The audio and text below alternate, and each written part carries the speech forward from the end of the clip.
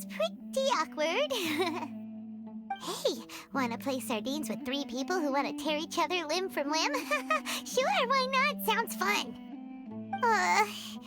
The air is so thick and heavy. Paimon can hardly keep floating anymore. My sincere apologies, everyone. This is the home of our village chief. I will have to ask you to make do with this small room until the sandstorm dies down. Please, let me introduce myself. I am Candace, protector of Aru Village. Our savior has come at last! Nice to meet you, Candace. The name's Paimon. Thank you so much for helping us. There's no need to thank me. It's only right to help each other when the weather gets rough. Wow, she's so gentle and caring, like a nice older sister. Unlike those guys over there. All right. Now that we're all better acquainted, we should return to the topic at hand. As a guardian charged with the responsibility to protect my fellow villagers from harm, I was observing your conflict from afar, even before the sandstorm started. And now that you have set foot within our village itself, it is all the more my responsibility to make absolutely sure that you pose no threat whatsoever to us. So please, have an honest and sincere conversation with one another, and put your hostile feelings to rest. If anyone dares to start anything again while they are under this roof, I will not hesitate to send them out for some quality time with the creatures of the sandstorm. Oh, on second thought, Paimon may have misjudged Candace's character. And that goes for you too, Miss Dia. Do I make myself clear? All right, we got it, Candace. That's what I like to hear. So, which of you will begin? I was supposed to be a mediator, but I might have gotten a little too involved just now. Anyway, one of those two should probably start talking. Wait, that was you trying to be a mediator? I have nothing to hide, so there's no shame in explaining myself. While Al-Haytham wasn't wrong about the other Matra not knowing my whereabouts, it's not because I've been assigned a morally dubious mission. Rather, I've chosen to exile myself. Huh? Exile yourself? A little while ago, I discovered that there was data missing in the Academia's project planning and development files. What little they did report clearly did not match the project's actual progress. As General Mahamatra, I had the responsibility and authority to request an audit. However, to my surprise, the person responsible for the erroneous data was none other than Grand Sage Azar himself. I tried to investigate the issue myself before submitting a formal audit request, but I soon found that all leads and potential pieces of incriminating evidence were carefully concealed from me. I began to realize that they were cautious of me from the very beginning. Unsurprisingly, the Grand Sage rejected my audit request as soon as the submission reached his desk. He even said to me, "The power of the General Mahamatra is granted by the sages. You have no right to judge us." So they really are up to no good. I realized then that to the Grand Sage, the Matra are nothing more than tools for the sages to assert and maintain their control over knowledge. The vows that we took, the principles that we strive to uphold, they are meaningless to the academia of today. I believed it would be wise to flee the academia before the sages had a chance to take action against me. This way, they can no longer see nor predict my actions. I will never give up on this investigation. There's no need for someone else to give me power or authority. Once I find the truth, I will administer judgment by my own name. Saito seems to have the same goal as us. We're all investigating the sages. Plus, now that he's no longer the General Mahamatra, he somehow feels a lot less scary. Well, Sino, if that's your story, then why did you see Alhaitham as a target? When I was investigating the matter in the academia, I overheard a conversation between Alhaitham and a sage. The sages asked you to investigate a blonde-haired traveler. Do you dispute this, Alhaitham? What? Like many parts of the project, this assignment was undocumented. Now throw in your suspicious behavior with the Divine Knowledge Capsule, and I think we deserve an explanation.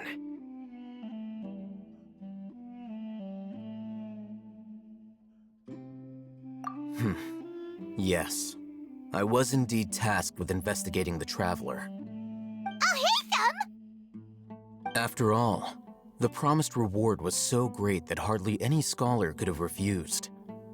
The sage told me, once you've completed this assignment, I can give you a glimpse of divine knowledge.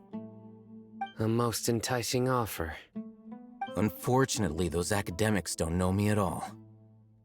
Their words contained one key piece of information, namely that divine knowledge indeed exists. That gave me all I needed to know. From my perspective, the sages are far from trustworthy. Think about it. Isn't it a little strange they're so willing to share divine knowledge with anyone, even as a reward? So, I began my own investigation following the lead of the Divine Knowledge Capsule. In the end, I realized my wisdom in committing to this rather than collaborating with the sages. Had I been less guarded, I probably would have ended up like that Ain al-Ahmar mercenary, incapable of remaining sane for long enough to hold a conversation. You mean that the sages originally planned to dispose of you, using one of those capsules that drive people insane?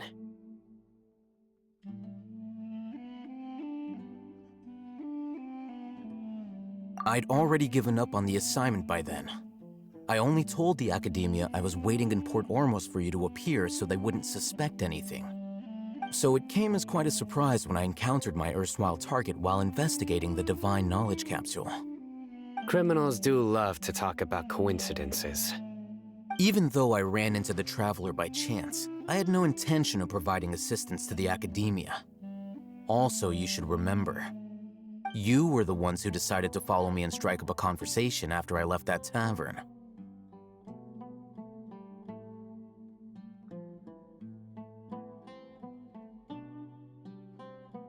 That's true.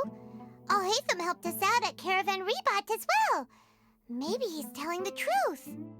I'm willing to apologize if that's worth anything to you. I took the Divine Knowledge Capsule behind your back because I judged its existence to be a significant risk. I felt that it would be best for no one to interact with it before it had been properly studied. After all, curiosity often proves to be the most dangerous thing in this land. You should be well aware, Scribe Alhaitham, that curiosity can also lead you to danger and suspicion. Answer me this. Did the sages share any information about their project with you? Have I not made myself clear? You and I are both distrusted by the academia. Do you really think they would tell me anything? Fine. Although you haven't completely proven your innocence, I won't regard you as an enemy, for now. As you wish. Good. I'm glad to see you two clearing up your misunderstandings. And now you, Dia. I believe it's your turn. Oh, sorry. Whatever the boys were talking about must have been so boring that I spaced out. My situation is pretty straightforward. My employer, Dunyarzad of the Homayani family, is friends with the Traveler and is currently recovering from her illness at home. I had nothing going on, so I decided to return to Aru village for a visit. I was actually looking forward to a pretty exciting time getting back together with everyone here. But then I saw these two random guys in the middle of a pointless argument. It ticked me off, and things went downhill from there. Is that all? Well, I will admit that definitely sounds like your style. In that case, welcome back, dear. That's more like it. I missed you all so much, Candace. Whoa! What was that sound? No need to worry. Now that you're no longer at each other's throats, please make yourselves at home. I'll take a quick trip outside to clear out some of those creatures in the sandstorm. Creatures? In the sandstorm? Are you sure you don't want some backup? Fighting in a sandstorm is not for the faint-hearted. Anyone without extensive training in these conditions is at a disadvantage. You needn't worry. Yeah, just leave him to Candace. Don't worry, she's as tough as they come.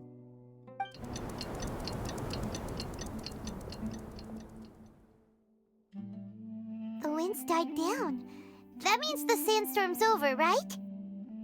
Candace still isn't back yet, though. Is she alright? Maybe we should go out and check on her.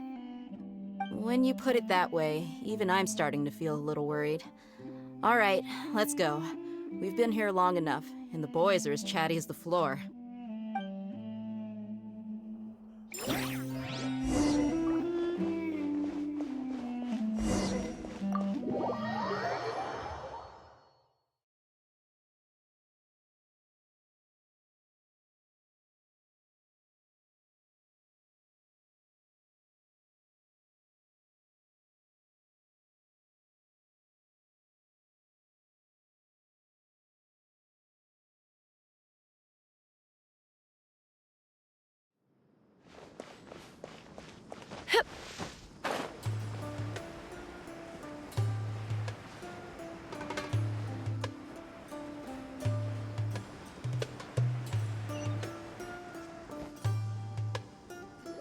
Oh, Candace, you're still fighting? You've been out here dealing with these creatures the entire time? Yes. They just keep coming in waves. I've lost count of how many I've defeated. Before I realized it, even the sandstorm had stopped.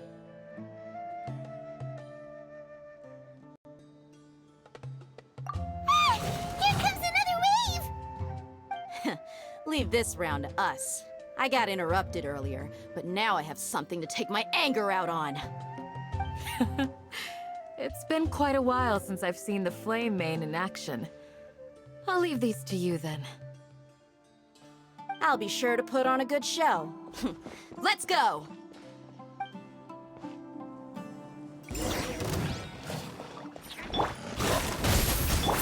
Farewell! Let's run! Open fire! Here comes another wave! When are they ever gonna let up? Be free! Let's light it up! Ah! Open fire!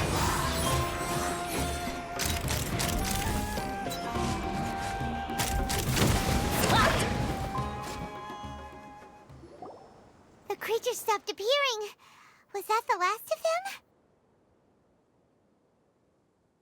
What we fought just now was probably the aftermath of the sandstorm. So we should be safe for the time being. Well fought, everyone. No injuries, I hope. Huh? Who are you? Ah, my apologies. I haven't had a chance to greet you yet. I had my hands full taking care of the village's elderly and children. I am the chief of Aru village. Everyone usually calls me Uncle Anpu. Sir, I am also originally from the desert, but I have not been back for some time now. May I ask if such sandstorms are common? I can't say they've always been common, but recently the storms have become increasingly severe and frequent. Besides sandstorms, we also occasionally get earthquakes. According to an investigator who stayed in the village a while ago, these unusual natural phenomena are related to the withering of Irminsul. Another effect of Irminsul's withering. So, Irminsul's withering causes withering zones in the forest, and sandstorms and earthquakes here in the desert? Everything in the natural world is inextricably connected to Irminsul. These regional symptoms can indeed be a reflection of Irminsul's present state. Everyone in Aru Village needs to take good care of themselves. Speaking of which, why haven't I seen a single village keeper since I got here? Village keeper? Who are they? Village guards like Candace? Does your curiosity know no bounds? Village Keeper is how Aru Village refers to mad scholars exiled here by the Academia. Most of them are scholars who lost their sanity after a period of training in the Avidia Forest. The Academia believes that their crazed mutterings may have a negative effect on the psyches of other scholars. So, they're forcibly exiled to the desert. Though if you ask me, it's all a boatload of nonsense.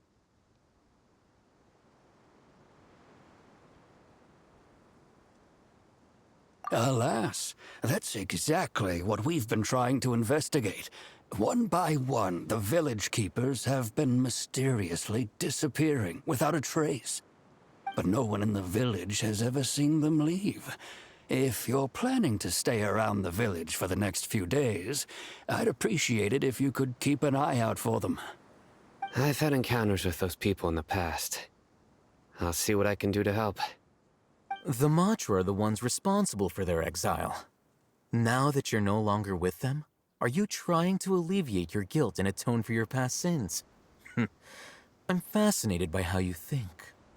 Mock me if you will, but if you are guilty, I will eliminate you, regardless of my position or identity. Oh, you're the former General Mahamatra. You must be an expert in these kinds of investigations.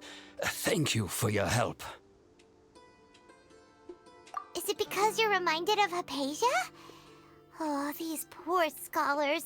First they lose their sanity, now this! We need to help get them back home, safe and sound. But, is it really a good idea to tag along with Sino? You seem like you really don't trust him.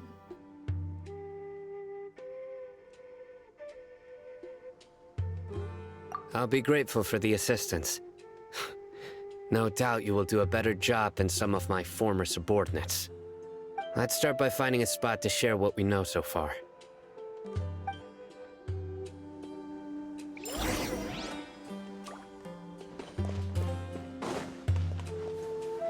Let's fly!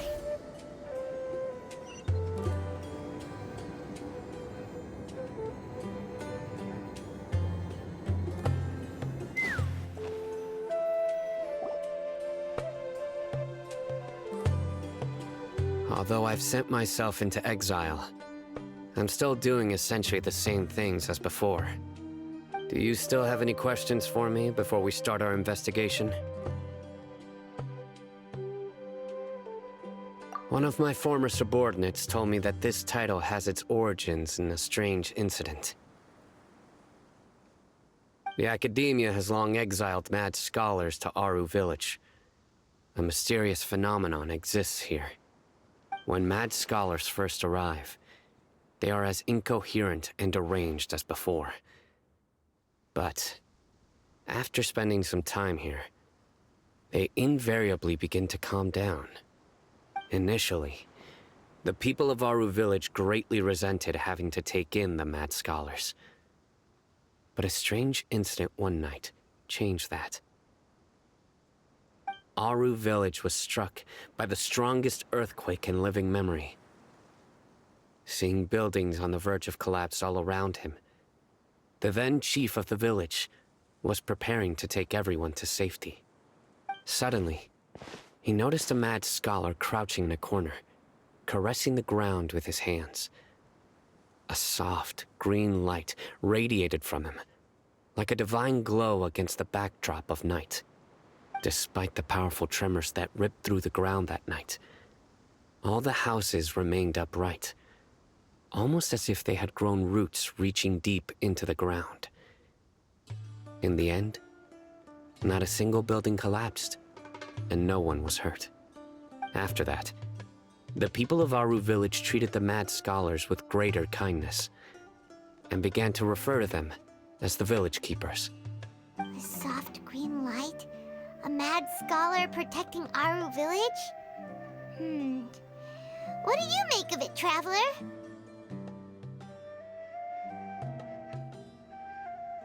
Paimon thinks so too. Actually, Sino, do you know if any of the mad scholars continued to wear their Akasha terminals at Aru village? In theory, they would continue wearing them so the academia could still monitor their activities. With that said, the main Akasha system would no longer have any interaction with them. Oh, no wonder! Everything makes sense then! Add in the fact that they calmed down, it was probably Nahida who calmed them. If you are able to draw a conclusion from this one story alone, then it appears you possess much more information than I do. So, what do you make of the story?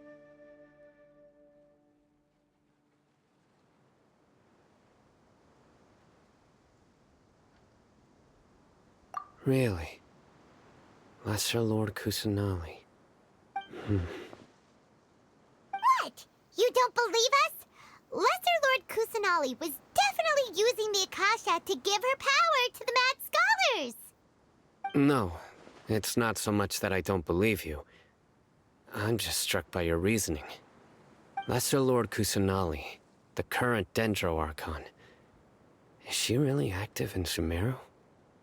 The Academia has always placed far greater importance on the late Greater Lord Rukkhadevata. They've more or less ignored Lesser Lord Kusanali, and I've never had any reason to doubt their views.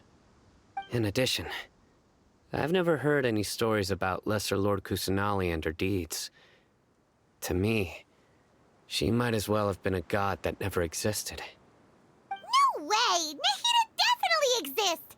She's a... How should Paimon put it? She's a good Archon who's kind and wise, even if she says weird stuff sometimes.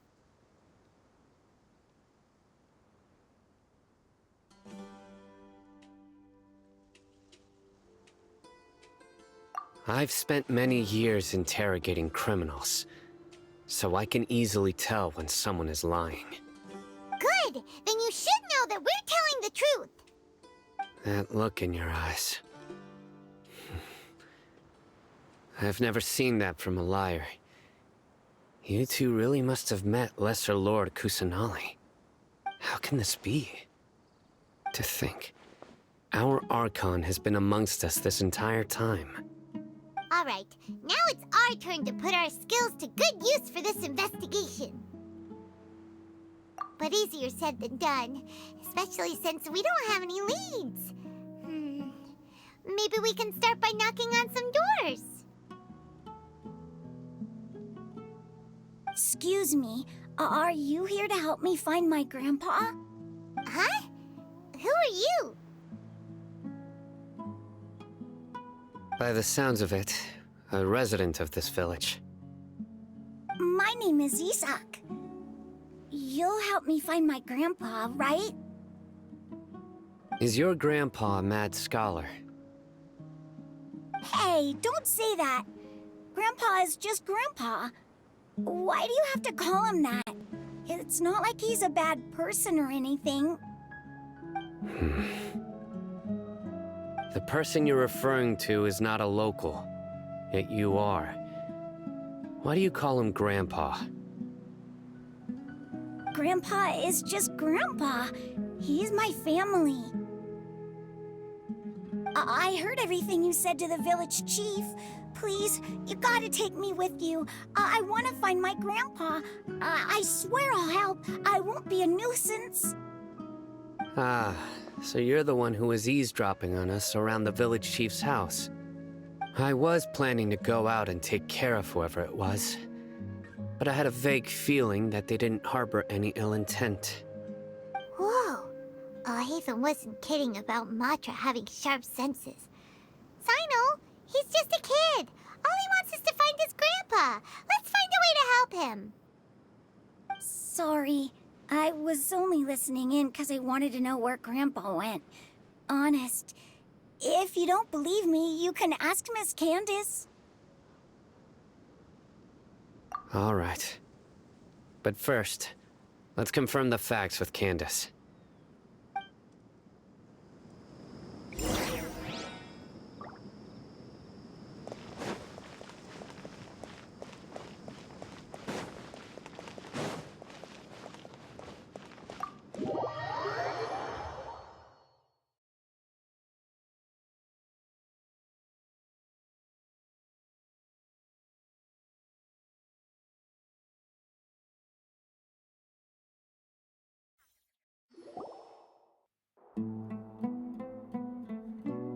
Sino is super vigilant.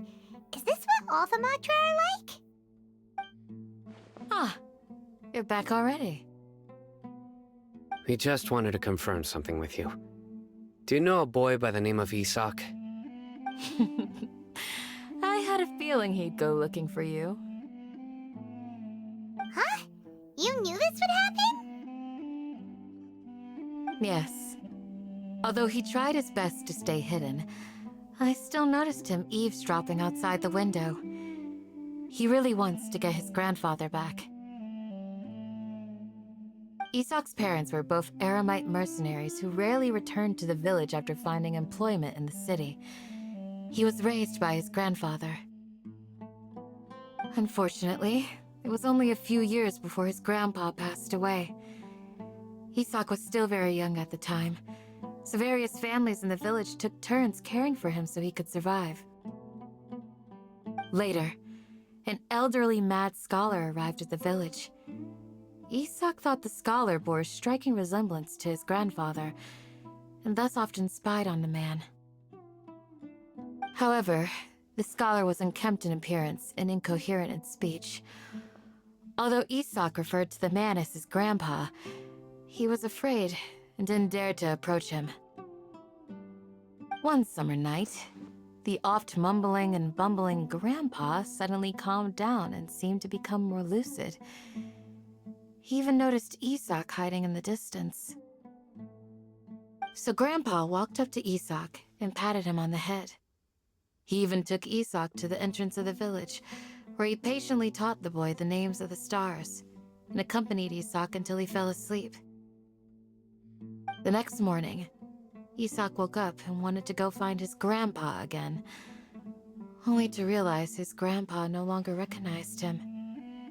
However, even so, Grandpa retained his calm expression. It's said that those who saw the scholar claimed he no longer appeared to be crazy, but appeared to be living in his own world, almost as if he were sleepwalking. Isak was thrilled that his grandpa was able to find peace and would follow him all the time, asking him things like, "Grandpa, want me to take you somewhere fun?" Or, "Grandpa, could you tell me stories about the stars again?" All this somehow just makes Paimon feel really sad. It seems like they both deserve so much better. Perhaps. Nearly everyone who lives in the desert has some form of hardship or regret. But even so, we must still continue on with our lives. It's also my reason for fighting. I must continue to protect this land.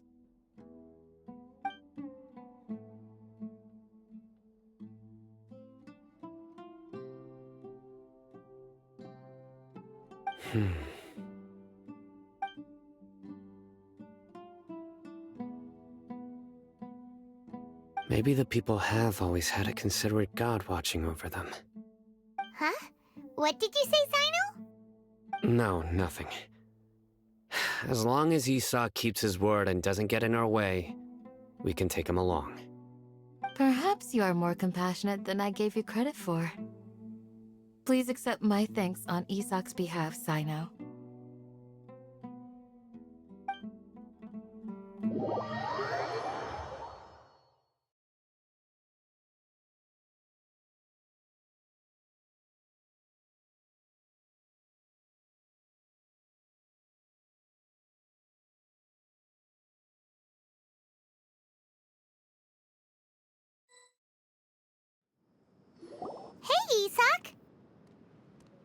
Oh, it's you guys. We've cleared everything up. Let's go find your grandpa. Really? Wow, thank you so much.